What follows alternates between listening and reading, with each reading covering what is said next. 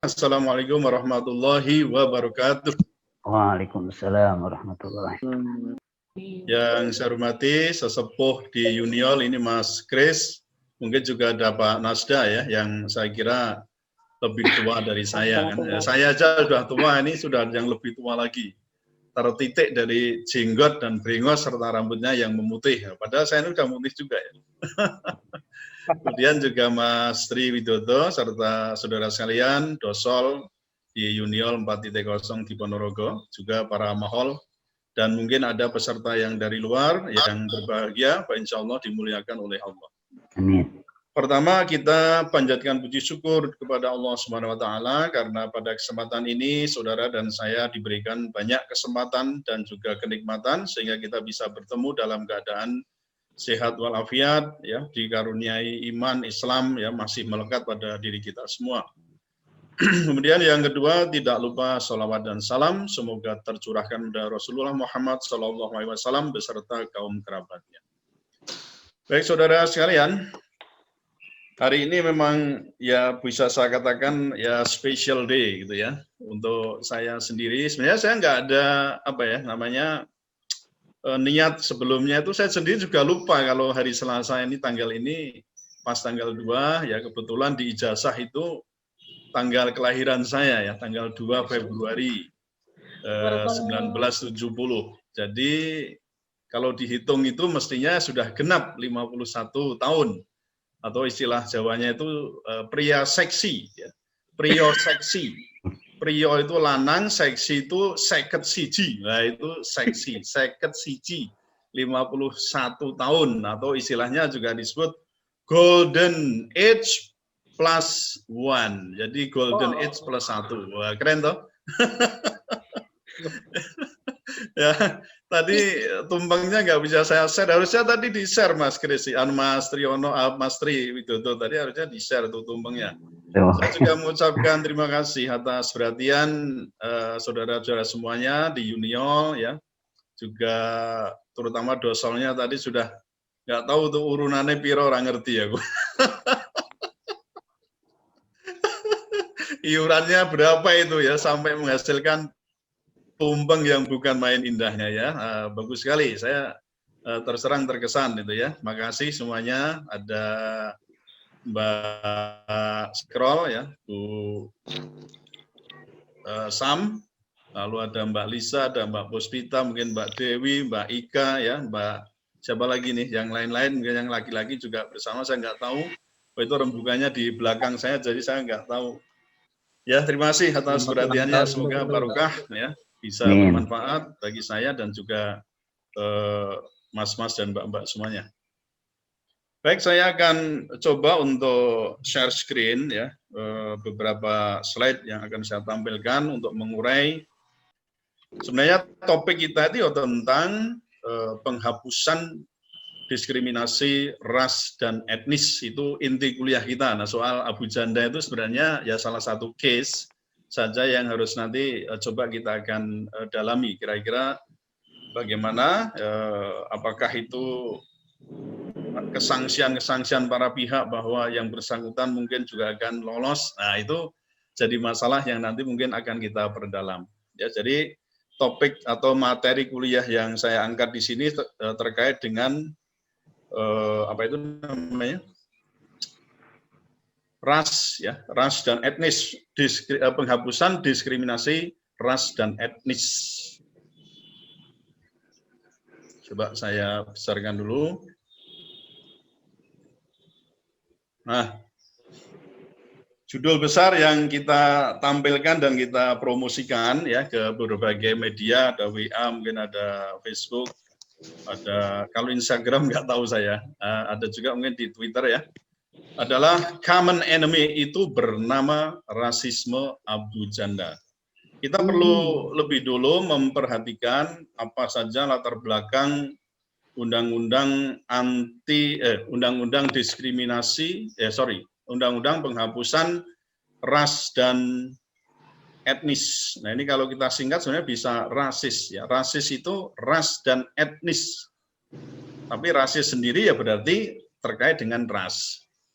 Ya prinsipnya saudara sekalian, segala warga negara itu bersamaan kedudukannya di dalam hukum dan berhak atas perlindungan terhadap setiap bentuk diskriminasi ras dan etnis.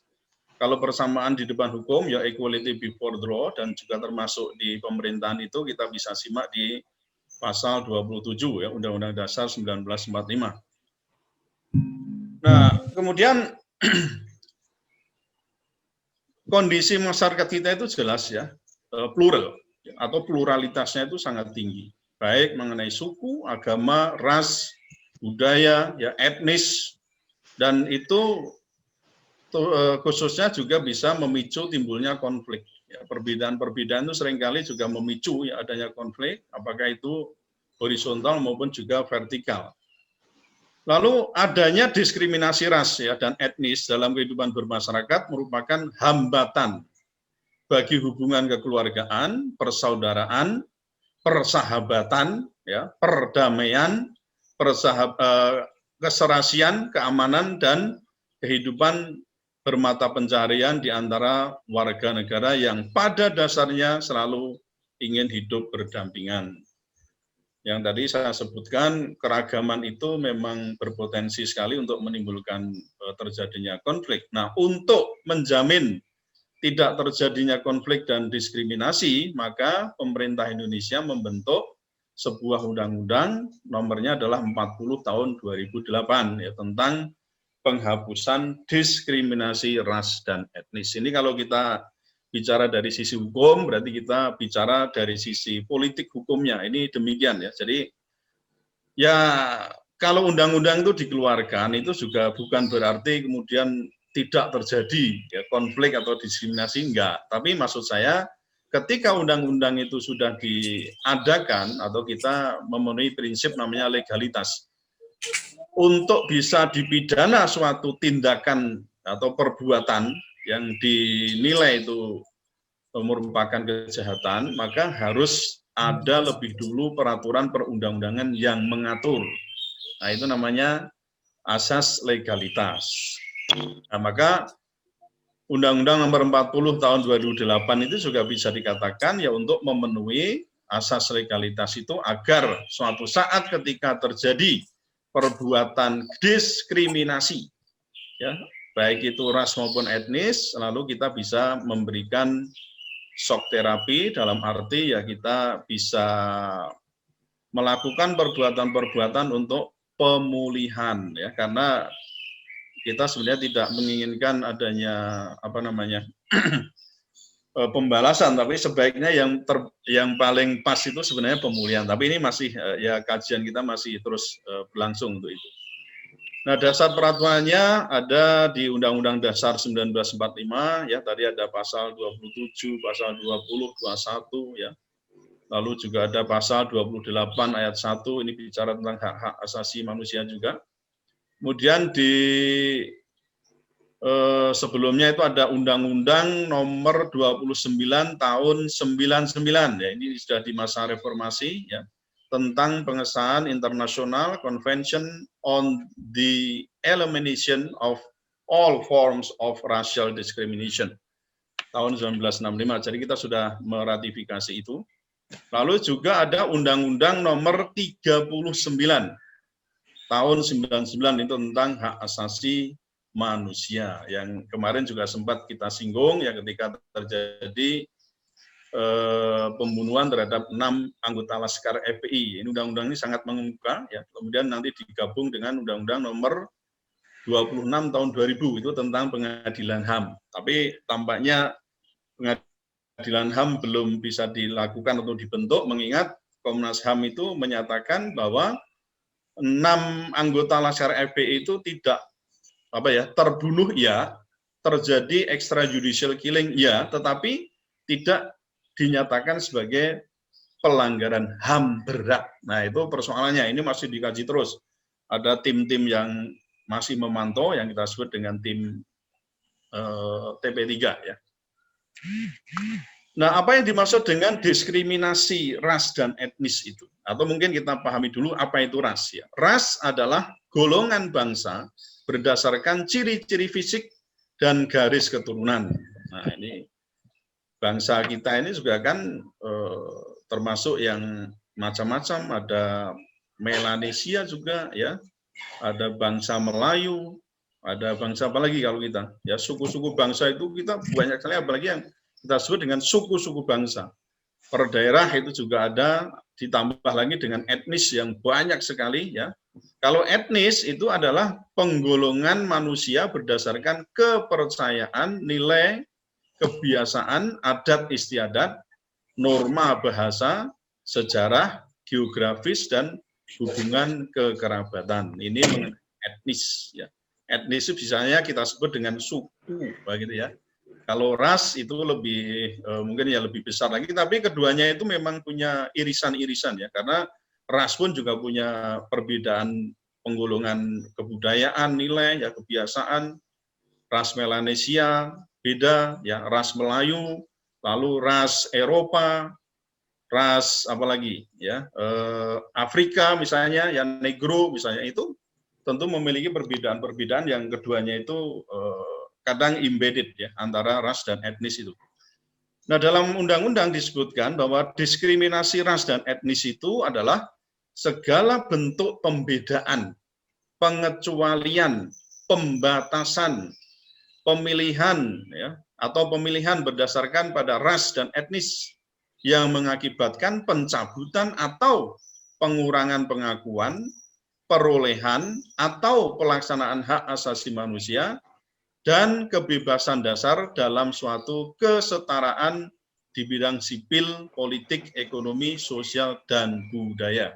Jadi ini kalau kita kita kasih gambaran itu kita sangat luas sekali ya. Di situ banyak sekali ada pembedaan, penguasaan, pembatasan, pembelian berdasarkan pada ras dan artinya kita sebenarnya tidak boleh membeda-bedakan itu.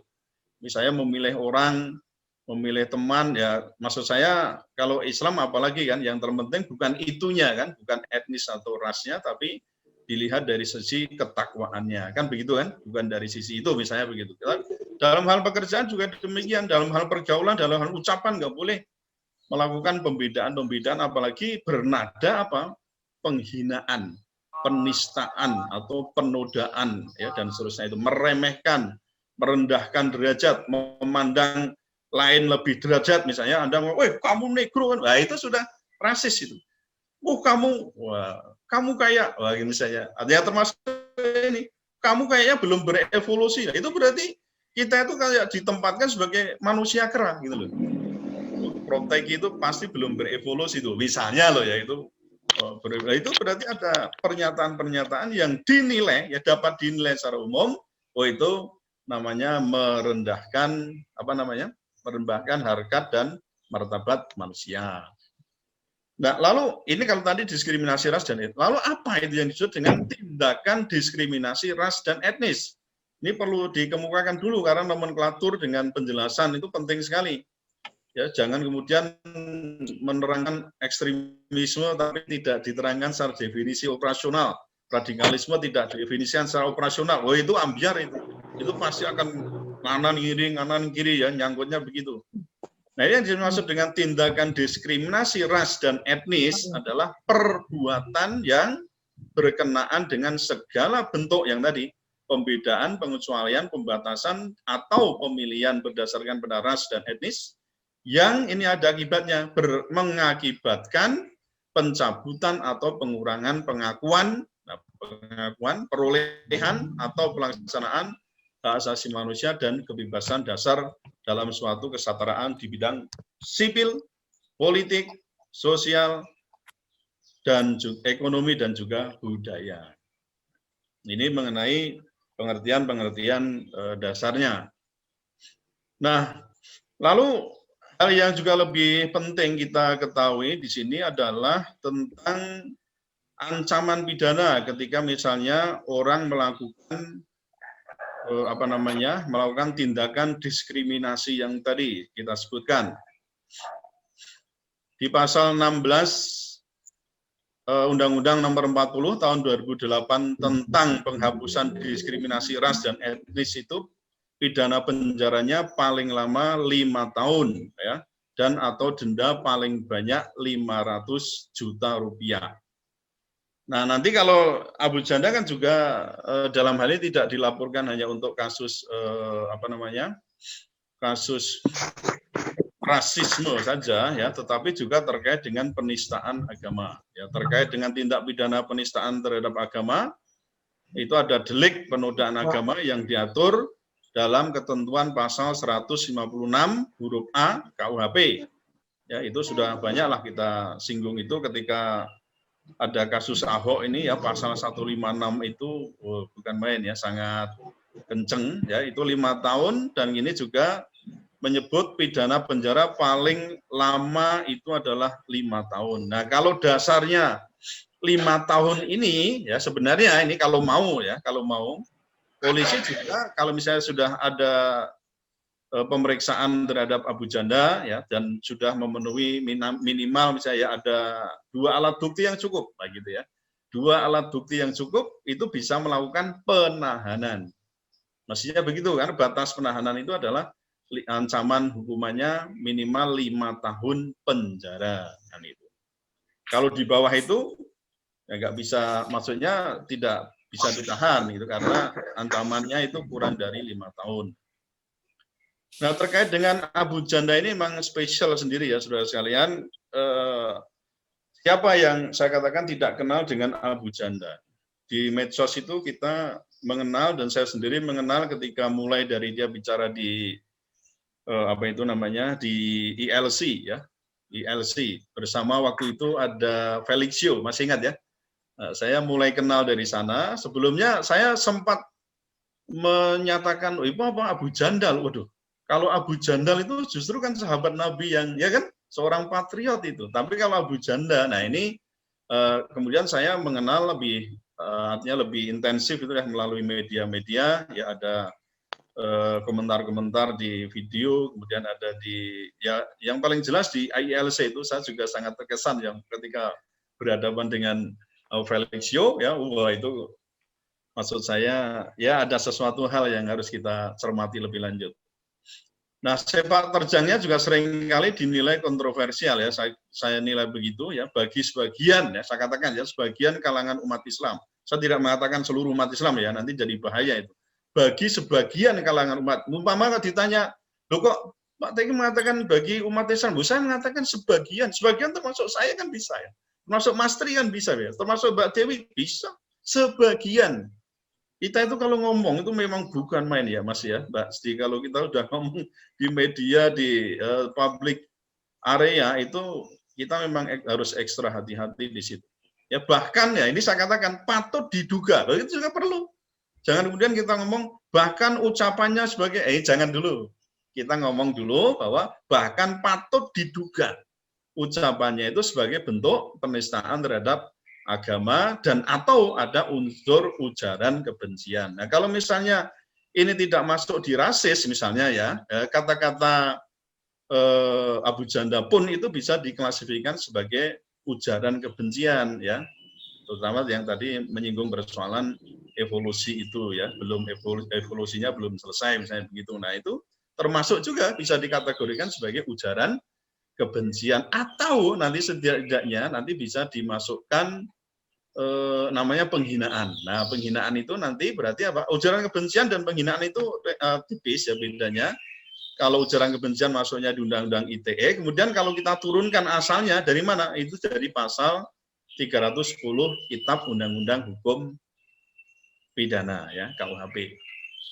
Dalam hal ini juga kita ketahui ya, pernah kita catat juga bahwa Abu Janda itu pernah, atau Permadi Arya lah ya, pernah 6 kali dilaporkan ke polisi. Ya, 2 yang terakhir yang kita kritisi ini adalah soal rasisme terhadap mantan anggota Komnas HAM, Natalius Bige, dan pernyataan Islam sebagai agama arogan. Memang kemudian yang bersangkutan memberikan klarifikasi. Nah, soal klarifikasi ini saudara, saya punya pengalaman yang cukup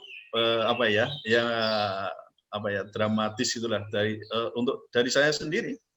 Saya itu sudah melakukan klarifikasi, membuat video juga, saya viralkan juga bahwa saya ini adalah tetap Pancasila, NKRI, saya tidak radikal macam-macam. Ya enggak digubris gitu loh ya. Ketika rezim tidak menggubris itu ya habis ya. tetap akan dikatakan stempeli dengan radikal, anti Pancasila, anti NKRI, ya macam-macam itu. Saya mau ngomong sampai ndomble lambe saya misalnya, ya nggak dipercaya gitu loh. Nah ini nanti kita buktikan nih. Ya Abu Janda itu dengan klarifikasinya demikian tok itu selesai apa tidak itu. Ya untungnya dia kan bukan seorang ASN ya kan. Kalau saya ASN, langsung dilihat tuh PP 53 2010. Wah, sudah krek. Pasalnya itu berjibun itu yang untuk menjerat saya. Itu mungkin ada 6 atau 7 pasal yang untuk menilai saya tidak atau saya melakukan pelanggaran disiplin. Itu real ya. Saya ngalami sendiri. Klarifikasi nggak menyelesaikan masalah. Atau permintaan maaf itu nggak menyelesaikan masalah. Ketika ya rezim yang berkuasa itu tidak berkenan atau tidak menghendaki. Itu benar itu ya, saya ngalami sendiri. Nah ini klarifikasi memang beberapa apa ya di videonya kita atau di tulisan-tulisan itu kita dapati dari siapa ini Abu Janda. Nanti akan kita singgung di belakang. Nah keenam itu ada penghinaan bendera tauhid tahun 2018 ya, kemudian dilaporkan Ustadz Mahir atas dugaan pencemaran nama baik. Nah ini Ustadz Mahir malah masih ditahan ya sampai sekarang ya. Ditahan apa enggak itu? Ditahan ya? Ada Masih, ya malah masuk sendiri. Nah itulah yang jadi masalah.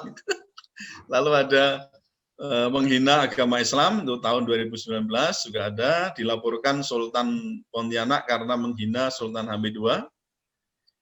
Sultan Pontianak ini berarti saya pernah ke sana ya, saya ketemu langsung. Kemudian yang kelima ucapan rasis ya, kasus Natalius Pigai yang tadi kita sedikit kita singgung.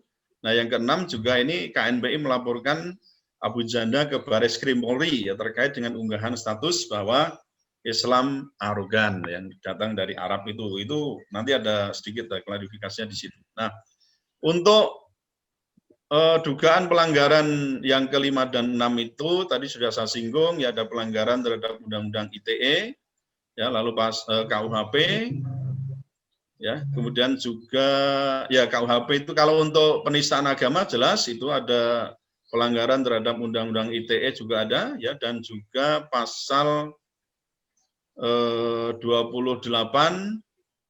ayat 2 ITE ya. Lalu penistaan agama itu Undang-Undang nomor 1946 tentang KUHP pasal 156A tadi sudah saya singgung itu.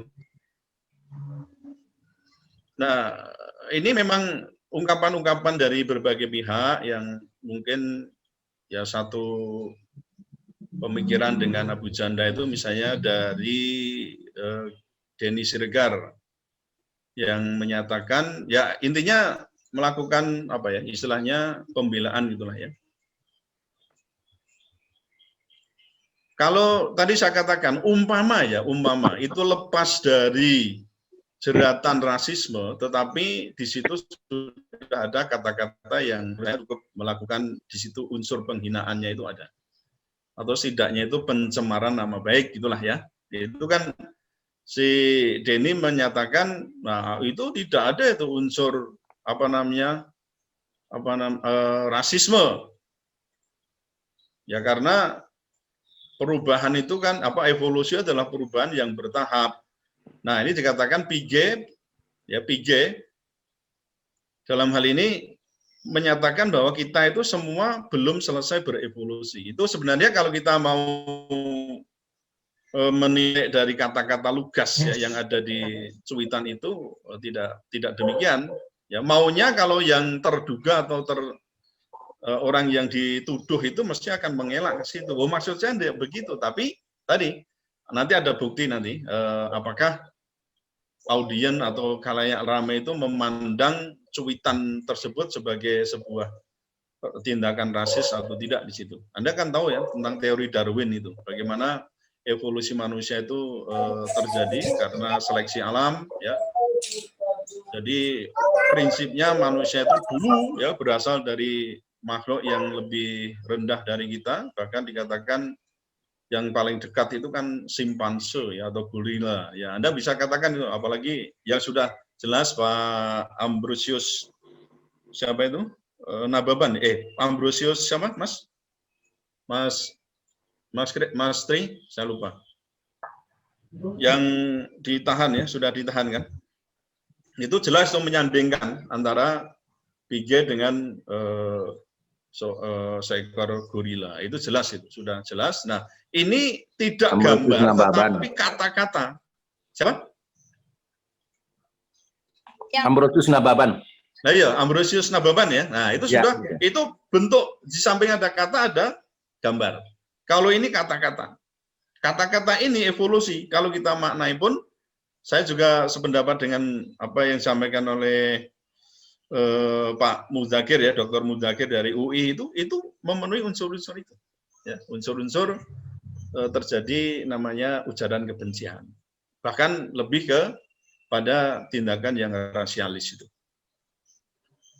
Ini kalau pendapat-pendapat teman sejawatnya jelas itu ya menyatakan mana mungkin itu kemudian si Abu Janda akan dipenjara ya. Dia atau mereka yakin bahwa Abu Janda tidak akan dipenjara. Bahkan itu dikatakan justru ketua KNPI itu yang akan masuk penjara. Itu bukan main ya. Tapi juga tidak bisa ya kemudian karena melaporkan itu ketua KNPI lalu dijadikan apa mencemarkan nama baik apa nggak bisa. Adalah polisi pasti akan menolak dengan itu. Kalau misalnya ada kasus lain, nah itu beda lagi.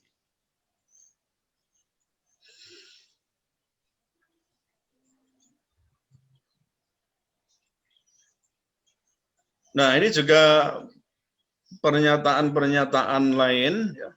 Ini Mas, kalau untuk membuang yang paling atas itu gimana itu Mas? Menutup tulisan.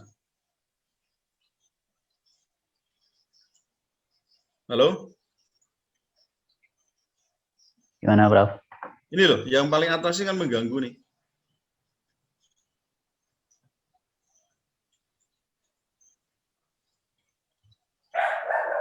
Digeser aja sih Prof, soalnya di sini kalau di kami itu kelihatan semua. Iya, tapi ini enggak kelihatan ini. Jadi ya pertanyaan yang diunggah di situ itu adalah mengapa seolah-olah Abu Janda itu kebal hukum ya. Itu pertanyaan yang saya kira juga perlu disampaikan tadi karena sudah berarti 4 kali dilaporkan ya, itu belum juga ada tindak lanjut pemeriksaan terhadap Abu Janda, maksudnya sampai diperiksa ya. Baru kemarin itu ya dua laporan yang dilakukan oleh KNPI semua itu ya. Betul ya, oleh KNPI ya. Itu dua-duanya baru ditindaklanjuti hari Senin kemarin ya. Diperiksa kalau tidak salah selama 10 jam dan kemudian juga dilepas mungkin hari Kamis itu akan diperiksa lagi. Nah, dalam hal ini memang terkesan begitu. Kalau kita bedakan misalnya dengan apa yang menimpa Gus Nur ya di Malang waktu itu kalau kita mau jujur itu kan juga perbuatan Gus Nur itu apa? Gus Nur seorang NU melakukan otokritik kan itu kan. Nah itu aja kena loh. Ya jadi masalah besar. Ya, nah, ini yang seorang Abu Janda ini sudah 4 kali dilaporkan, tetapi tidak juga segera ditindaklanjuti oleh aparat penegak hukum. Nah, ada yang mengesankan, loh kok seolah-olah ini dia kebal hukum ya, ada apa? Nah, banyaklah yang kemudian menduga-duga dalam tanda kutip dia peliharaan siapa, kemudian di bawah siapa, ya siapa yang ada di baliknya, siapa yang menjadi backingnya. Kalau dia tadi sebagai seorang, Anda lihat kan tadi, misalnya kita lihat dia seorang buzzer ya, dan itu diakui sendiri ya. Abu Janda itu mengakui sendiri sebagai buzzer yang dibayar tiap bulan berapa saya juga tidak tahu, tapi intinya ya sebagai influencer, sebagai buzzer itu ternyata ada yang memperkerjakan dan itu dibayar. Nah, jadi kalau Anda juga pengen dapat uang tiap bulan, mungkin bisa mendaftarkan sebagai buzzer gitu ya. Tapi syaratnya kan tidak gampang tuh. Harus punya sekian follower kan itu kan. Wah, berapa juta kalau perlu ya, berapa juta orang. Oh, modal itu. Wah, itu sudah bisa jadi buzzer. Anda nggak perlu menjadi ASN ya. Nggak perlu jadi ASN. Gajinya lebih besar ya, Prof? Oh, gajinya lebih besar gitu ya. Ini masih semua saya kira masih ya kita ngomong kecurigaan gitu lah. Kenapa kok sampai sekian kali dilaporkan tidak ada tindak lanjut dari aparat penegak hukum, maka orang menyatakan kemudian lah siapa yang berada di baliknya, jenderal siapa yang ada di baliknya misalnya begitu, atau aparat siapa yang ada di baliknya, karena sebagai buzzer itu berarti kan bukan buzzernya kami kan, bukan toh, mesti buzzernya buzzernya kita atau buzzer siapa itu, atau buzzernya dari ya yang jelas atau influencer dari pemerintah juga bisa ya, itu sangat mungkin dari sana. Nah tapi siapapun sebenarnya prinsipnya tidak boleh ada manusia yang kebal terhadap hukum. Nah kalau kita mau berteori ya mestinya tadi bahwa equality before the law, semua orang itu harus dipandang sama di depan hukum. Tidak boleh juga hukum itu tajam ke bawah, tumpul ke atas. Ya ibaratnya hukum yang pisau dapur itu. Atau Margaret mengatakan the haves always come out ahead. Nggak boleh juga semacam ini. Tapi ini gitu loh ya, publik menyatakan loh kok seolah-olah kebal terhadap hukum tuh what happened? Apa yang sebenarnya terjadi? Ya ini masih dicari-cari. Kalau Anda di WA itu kan komplit tuh. Wah, dia sebagai A, B, C, D, E, F. Ya, tapi itu nanti yang akan jadi data untuk kemudian kita ajukan sebagai bahan-bahan untuk pembuktian di pengadilan. Saya kira itu juga penting. Nah, anehnya di sini saudara sekalian, setelah 4 kali dilaporkan, kemudian 2 kali yang terakhir kemarin kok tampaknya itu ada kekompakan dari wakil-wakil rakyat kita, gitu ya, taruhlah di organisasi politik. Dari 9 fraksi yang ada di DPR ya itu ada 1, 2, 3, 4 ya 8 fraksi yang setuju, maksudnya kompak gitu ya. Kompak apa? Supaya laporan dari DPP KNPI dalam kasus rasisme Natalius Pigai itu didukung untuk kemudian diproses ya oleh kepolisian. Ya kan? Ini kecuali satu partai ya, PDIP, setahu saya sampai hari ini kecuali PDIP 8 wakil-wakil rakyat atau partai politik ya, wakil-wakil rakyat di DPR itu menyatakan setuju ya, untuk mendukung supaya kasus rasisme terhadap Natalius Pigai ini diproses. Nah, kekompakan partai ini saya katakan seolah mengisyaratkan agar Kapolri yang baru dilantik itu membuktikan janjinya. Untuk apa? Menegakkan hukum dengan adil. Anda mungkin ingat itu ya, ada slogan yang baru. Dulu kan promoter, polisi itu profesional, modern, dan terpercaya. Kan itu kan. Sekarang ada satu lagi yang baru, yaitu presisi. Ya, presisi. Presisi itu prediktif, lalu responsibilitas dan transparansi berkeadilan. Wow, keren toh? Presisi. Presisi itu tepat, akurat, presisi. Nah, ini yang berkeadilan kita lihat di sini. Janjinya apa? Akan menegakkan hukum dengan adil. Apa artinya? Tidak tajam ke bawah dan tumpul ke atas. Yang saya katakan tidak lagi ada hukum seperti pisau dapur. Nah, gampangnya begitu ya. Ini kita tagih nanti. Dan perkiraan yang tadi kebal hukum, kemudian apa itu, pisau hukum seperti pisau dapur dan seterusnya itu, atau taruhlah yang mungkin tidak akan dipenjara, menurut saya, menurut analisis saya itu tidak demikian. Dengan komitmen Kapolri yang baru itu, menurut perkiraan saya, ini nanti Abu Janda tetap akan dijadikan tersangka. Itu perkiraan saya loh. Ini mendahului atau tidak nggak tahu, tapi perkiraan saya pikir Kapolri baru ini tidak mungkin akan menggadekan atau istilahnya apa ya, menggadekan ya, atau dalam hal ini membuang ya janjinya itu. Saya kira menjadi tidak mau mempertaruhkan namanya lah. Yang ini baru naik, kemudian ada kasus ini kok kemudian dihilangkan begitu saja, nggak mungkin. Soal nanti dihukum berapa bulan sampai berapa tahun, nah itu nanti akan saya prediksi lagi ketika sudah dijadikan tersangka. Tapi prediksi saya ini nanti Pak Sigit ya, Listio Sigit tidak akan mengorbankan marwahnya, tidak akan mengorbankan maksud saya janji-janjinya itu ya hanya untuk Abu Janda. Ini perkiraan saya. Ya, orang lain bisa memperkirakan atau memprediksikan yang lain, silahkan. Saya kira juga ada Banser, ada Muhammadiyah, kemarin saya lihat pemuda Muhammadiyah ya juga sudah memberikan pernyataan sikap bahwa ya intinya mendukung lah supaya kasus rasisme atau mungkin juga termasuk yang tadi kita sebut sebagai penistaan terhadap agama itu yang dilakukan oleh Abu Janda supaya diproses. Nah, ini Banser juga sudah, kemudian PP Muhammadiyah juga saya juga lihat sudah ada tokoh-tokoh politik dan seterusnya ya sudah banyak melakukan dukungan. Sekarang kita lihat nih DPR sudah mendukung, tokoh-tokoh masyarakat sudah mendukung, ormas juga sudah mendukung. Lalu akan menunggu apa lagi gitu ya? Halo, ini yang lain supaya dimatikan dulu nih.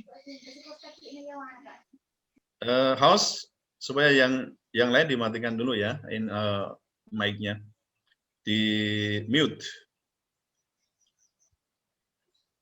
Nah, saya juga menilai ya, ketika kekompakan partai di DPR yang tadi saya katakan minus PDIP, kemudian dukungan dari berbagai elemen, apakah itu kemudian kita juga bisa memaknai ya bahwa tindakan atau tindakan rasisme Abu Janda itu bisa kita sebut sebagai musuh bersama, yaitu istilahnya common enemy. Kenapa begitu? Karena berpotensi memecah belah bangsa yang menghormati kebinekaan dan kemanusiaan yang adil dan beradab.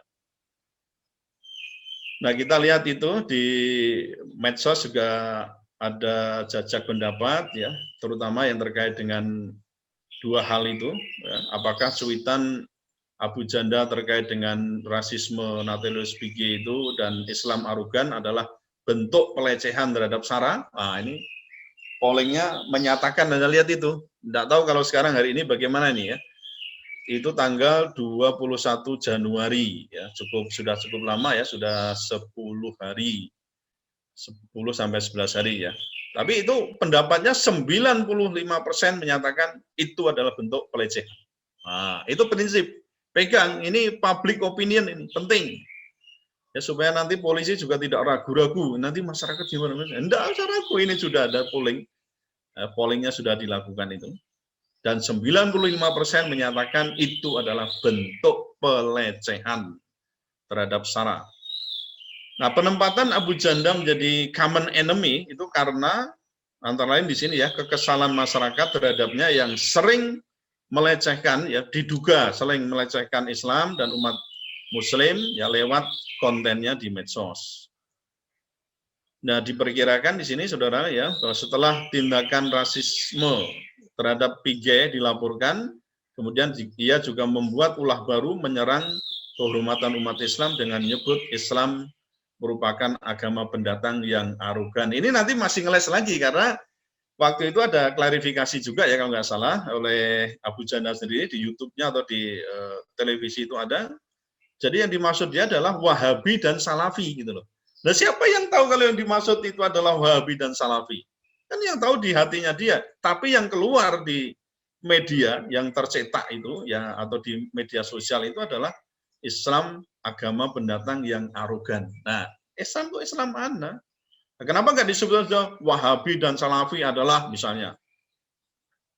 Itu pun itu sudah juga bisa dituntut karena itu ujaran kebencian juga gitu loh. Mau ngeles kemana? Itu tetap bisa dituntut juga karena melakukan ujaran kebencian terhadap Salafi dan Wahabi. Kalau Salafi dan kaum Salafi dan Wahabi itu protes, ya memprotesnya atau menggugatnya, bisa nggak? Bisa. Ya, jadi makanya harus hati-hati di sini, saudara sekalian ya. Jadi dia mengatakan di situ Islam memang agama pendatang dari Arab, agama asli Indonesia itu Sunda wiwitan, Karahingan dan lain-lain, dan memang arogan ya, mengharamkan tradisi asli, ritual orang dibubarkan, pakai kebaya murtad, wayang kulit diharamkan. Nah, kalau tidak mau disebut arogan, jangan injak-injak kearifan lokal. Ini cuitannya di akun Twitternya demikian ya. Ya, itu dimaknai apa? Ya tadi sudah ada polling itu 95% menyatakan itu adalah bentuk pelecehan. Nah, nanti ya tidaknya karena ini dugaan ya silakan diduga. Kalau ada bukti seperti ini, ada saksinya sudah cukup 2 alat bukti. Lalu kemudian menjadikan seorang menjadi tersangka. Nah, kalau ini sudah ancamannya lebih dari 5 tahun bisa ditahan. Nanti kan biar ketemu Habib Rizik lah di tahanan kan bisa saling komunikasi dengan baik, nah, bisa di sana. Nah, kita juga prihatin ya sampai sekarang pun Habib Rizik juga masih ditahan dan mungkin masih berapa lama karena sambil menunggu nanti persidangan di pengadilan negeri. Ini saya tadi katakan klarifikasi sudah dilakukan, tapi tadi saya sebut bahwa klarifikasi itu seringkali tidak menyelesaikan masalah. Karena setiap orang yang melakukan perbuatan pelanggaran atau kemudian atau disebut dengan kejahatan, kemudian cukup melakukan klarifikasi, ya mungkin nggak perlu ada KUHP atau apa ya, atau undang-undang yang lain, cukup klarifikasi selesai. Tapi ada juga gitu ya, ya namanya penguasa ya. Penguasa itu cukup melakukan klarifikasi.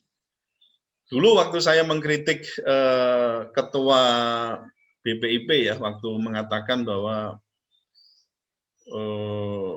Islam agama itu musuh terbesar dari Pancasila ya. Pernah dengar itu ya?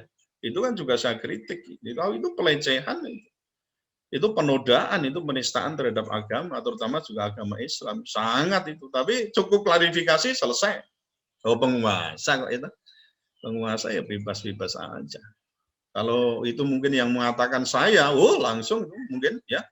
Dan ya begitulah ya. Yang terjadi memang demikian ya. Dunia terbalik. Itu ada di video klarifikasinya, Abu Janda menjelaskan keributan soal cuitan ini terjadi lantaran konteks kicauannya dihilangkan. Kalau kita lihat kicauan yang untuk rasisme itu jelas ya. Kemudian yang kalau kita lihat mengenai Islam arogan, itu beda lagi itu dengan Tengku Zulkarnain di situ. Memang ya dia katakan, itulah ketika orang itu sedang panas, sedang ini, akhirnya keluar begitu. Itu yang jadi masalah gitu loh.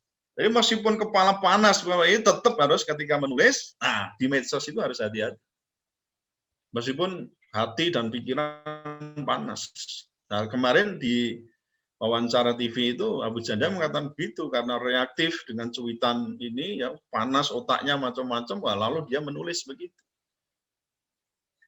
Ya itu kejeglong namanya ya toh, kejeglong ya. Umpama ya sekali kalau kita di peribahasa itu kan sepandai-pandai tupai melompat ya sekali tempo juga akan terjatuh.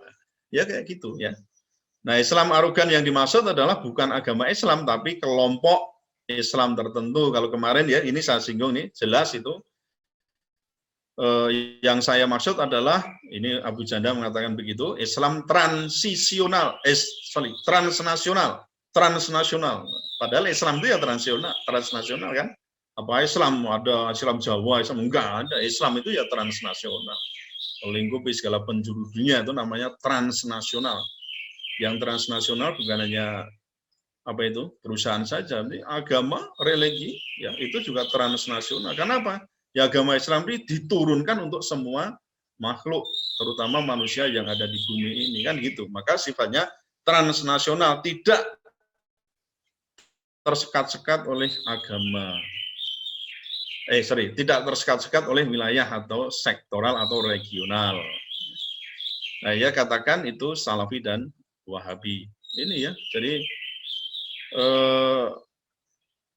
Salafi dan Wahabi yang memang pertama datang dari Arab dan kedua itu arogan ke budaya lokal, haramkan sedah laut dan sebagainya. Dan kalau kita umat Islam itu ya memang kalau ditanya mengenai haram tidaknya ya kita lihat ajarannya enggak. Islam itu dengan sedekah laut, dengan larung sesaji dan macam-macam. Kalau ditanya hukumnya ya mesti akan mengharamkan karena tidak ada tuntunannya kan. Bahkan itu kan lebih cenderung ke musyrik. Ya masa orang ditanya begitu mau, yo halal nggak bisa. Tapi soal orang lain, pihak lain mau melaksanakan semacam itu, ya silakan. Ya. Tapi kalau diminta pendapat atau mungkin juga penyadaran terhadap orang-orang yang melakukan itu, ya silakan berdakwah, itu boleh saja. Ya, itu kan tetap akan mengatakan, ya, ini boleh nggak, haram nggak ini ya, akan mengatakan, oh itu haram, itu. Tapi kalau kayak wayang kulit itu ya saya kira banyaklah ya, dulu ada apa namanya kelompok-kelompok pendakwah itu juga menggunakan sarana yang ada di tradisional, tetapi kan kemudian tidak larut ke dalamnya, misalnya mau minum tuak, mau ini, ya itu jelas itu haram ya kan, tidak mungkin dilakukan ya, diambil yang terbaik kira-kira yang bisa masuk di mana gitu. Jadi kelompok Islam yang dia maksud arogan bukan NU, bukan Muhammadiyah dan kelompok aliran lainnya. Ya, artinya bukan menggeneralisasi semua Islam. Tapi kenapa ketika ngomong tadi dia mengatakan begini, ya kan? Nah ini ya. Jadi Islam memang agama pendatang dari Arab, ya jelas ya. Kalau kecuali dia katakan Islam Wahabi dan Salafi, ya itu mungkin beda lagi. Itu pun tadi saya katakan masih bisa dituntut oleh kelompok Wahabi dan juga Salafi misalnya. Nah, common enemy itu saudara sekalian, kalau kita sedikit berteori itu penting sekali ya. Common enemy menjadi sangat penting dalam memerangi rasialisme dan penistaan agama, karena keduanya merupakan perbuatan yang sengaja ditujukan merendahkan martabat manusia dan komunitas agama yang memiliki derajat tinggi. Nah, setelah orang itu punya common enemy, ya musuh bersama begitu, maka selanjutnya common enemy ini akan mendorong terciptanya yang disebut dengan common sense of crisis.